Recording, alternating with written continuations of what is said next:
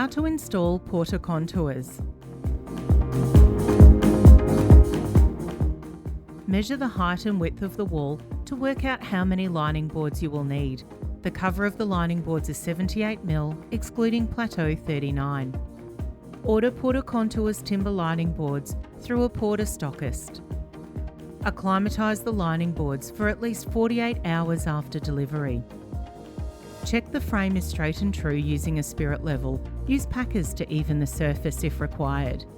Cut the lining boards to length if required, then paint with your chosen paint colour.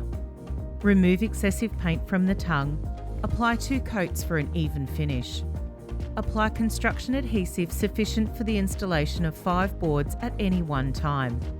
Locate the first board with the tongue facing the area to be covered. Check the board is level and secure by nailing through the face of the tongue side of the board. Each following board will only need to be nailed through the tongue side. Put the nails in accurately and flush with the surface so the next board covers the head of the nail. Fit each board snugly and avoid over-cramping. Progressively check boards are plumb or level as appropriate. Continue installing the lining boards.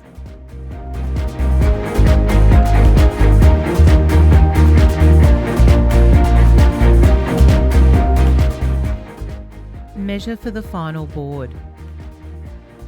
You can remove the groove on the back of the board to make it easier to locate. Locate the board and secure by nailing through the face. If required, fill the remaining gap with trim. You can cut a lining board to fill the space. Use construction adhesive and secure the trim. Punch nails if required and fill with wood filler. Allow the wood filler to dry, then sand. Touch up with paint. Your Porter Contours project is now complete. Prime Pine contours are available in a range of profiles, including the long lines of strata, the fluted richness of cirque, the soft scallops of valley, and the undulating curves of riverine. For more on Porter contours, visit porter.com.au.